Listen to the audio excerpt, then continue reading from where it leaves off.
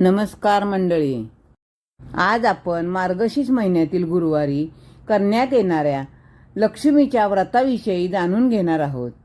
महालक्ष्मीची प्राणप्रतिष्ठा कशी करायची, पूजा मांडणी कशी करावी, साहित्य काय घ्यावे व त्याचे नियम काय आहेत, हे सर्व आज आपण पाहणार आहोत. महालक्ष्मीच्या पूजेचं साहित्य हे महालक्ष्मीचं पुस्तक, जर तुमच्याकडे असेल तर महालक्ष्मीचा फोटो, ही फुलं, हे महालक्ष्मीच्या कलशाच्या खाली काढण्यासाठी तांदूळ, कमळ काढण्यासाठी तांदूळ, त्याच्यानंतर ही 5 झाडांची पानं, दुर्वा, सुपारी आणि पैसा, त्यानंतर ही ओटी आहे, ही 5 फळं आहेत, जसे तुमच्याकडे असेल त्याप्रमाणे ठेवा. त्यानंतर हळद, कुंकू, अक्षदा, निरांजन, कापूर, ही घंटी आणि ही देवीसाठी वेणी, हा विडा आहे पानाचा, आणि हे पंचामृत आहे, आणि ही नैवेद्य दाखवण्यासाठी पाणी आणि अभिषेकासाठी पाणी आहे.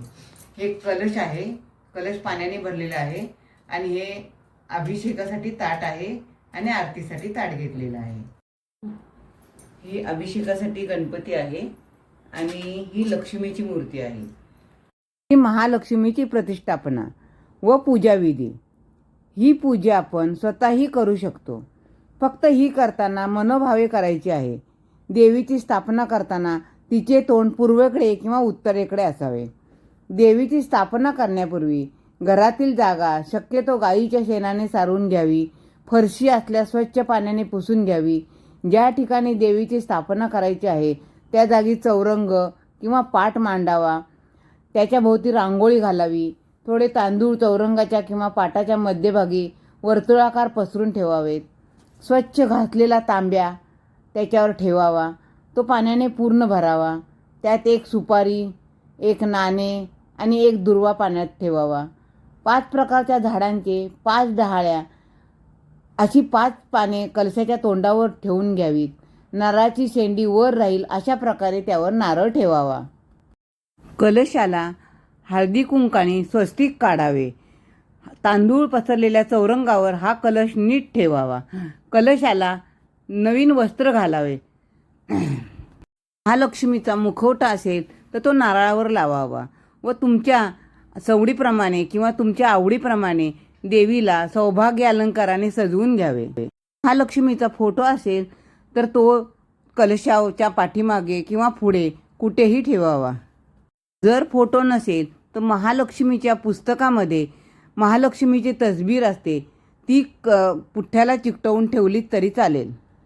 ओम श्री केशवाय नमः, नारायणाय नमः हा मंत्र स्वतःच म्हणून आचमन करावे. पळीने पाणी हातावर घेऊन गोविंदाय नमः असे म्हणून पाणी हातातील ताम्हणात सोडावे. नंतर देवीला पंचामृताने स्नान घालावे. नंतर देवीला पाण्याने स्नान घालून स्वच्छ पुसून हळदी कुंकू पुष्प वाहून देवीच्या पुढे अगरबत्ती ओवाळावी. धूप दाखवून निरांजनाने ओवाळावे. देवीला नैवेद्य अर्पण करून झाल्यानंतर मनोभावे देवीची पूजा करून प्रार्थना करावी व मनात आपली काय इच्छा असेल ती सफल होण्याची विनंती करावी. लक्ष्मीच्या पूजेसमोर बसून महालक्ष्मी व्रताची कथा वाचावी. महालक्ष्मी महात्म्य वाचावे किंवा दुसऱ्याकडून ऐकावे. देवीला नैवेद्य अर्पण केल्यानंतर हात जोडून त्या पोथीत छापलेले श्री महालक्ष्मीला उद्देशून इंद्रदेवाने म्हटलेले नमन अष्टक म्हणावे. हे अष्टक म्हणण्यापूर्वी आपल्याला काही जी मनात इच्छा असेल ती देवीला सांगून फलद्रूप व्हावी म्हणून देवीला मनोभावे विनंती करावी. मग निरांजन ओवाळून आरती करावी. रात्री महालक्ष्मीची पुन्हा पूजा करावी. एखादा गोड पदार्थाचा महानैवेद्य दाखवावा. गाईला देण्यासाठी एका पानावर गोग्रास काढून तो घास गाईला द्यावा व नंतर कुटुंबातील सर्वांनी आनंदाने भोजन करावे. दुसऱ्या दिवशी स्नान केल्यावर कलशातील डहाळ्या पाने वेगवेगळ्या 5 ठिकाणी ठेवावीत. कलशातील पाने तुळशीत ओतावे. देवीची स्थापना केलेल्या जागी 3 वेळा हळदी कुंकू वाहून नमस्कार करावा. अशा प्रकारे महिन्यातील प्रत्येक गुरुवारी एकूण महालक्ष्मीची पूजा करावी. मार्गशीर्ष महिन्यातल्या पहिल्या गुरुवारपासून येणाऱ्या सर्व गुरुवारी हे व्रत करावे. श्री महालक्ष्मी पद्मपुराणात सांगितले जो माझे व्रत नित्यनेमाने आनंदाने करेल तो सदैव सुखी समाधानी राहील. आता आपण महालक्ष्मी व्रताचे नियम पाहूया. हे व्रत समाधान, शांती, ऐश्वर मिळावं म्हणून करायचे असते. श्री लक्ष्मीची आपल्यावर सदैव कृपा राहावी म्हणून करायचे असते. व्रत करणाऱ्याने लवकर उठून स्नान करावे, शरीराने मनाने निर्मळ होऊन पूजाविधी करावा. मार्गशीर्ष महिन्यातील पहिल्या गुरुवारी व्रताची सुरुवात करावी व शेवटच्या गुरुवारी या व्रताचे उद्यापन करावे. उद्यापनाच्या दिवशी नेहमीप्रमाणे पूजा, आरती, कहाणी वाचन झाल्यानंतर 7 सुवासिनींना किंवा 7 कुमारिकांना महालक्ष्मी स्वरूप समजून हळदी कुंकू देऊन प्रसाद म्हणून एक फळ आणि व्रतकथेची एक प्रत द्यावी. शक्य असल्यास ब्राह्मणाला शिधा किंवा दक्षिणा द्यावा. नमस्कार करावा. स्त्री पुरुष दोघेही हे व्रत करू शकतात. व्रताच्या दिवशी उपवास करावा. फक्त केळी, दूध, फळे खावीत. रात्री भोजन करावे. व्रताच्या दिवशी जर काही अडचण आली तर आपण ही व्रत दुसऱ्याकडून करून घेऊ शकतो. मात्र स्वतः करावा. महालक्ष्मीची कथा किंवा महात्म्य वाचताना मन एकाग्र व शांत चित्त असावे. मनाची शुद्धता असणाऱ्यांना बऱ्याचदा लक्ष्मीच्या सहवासाची चांगली जाणीव जाणवेल. हे व्रताचे नियम आहेत.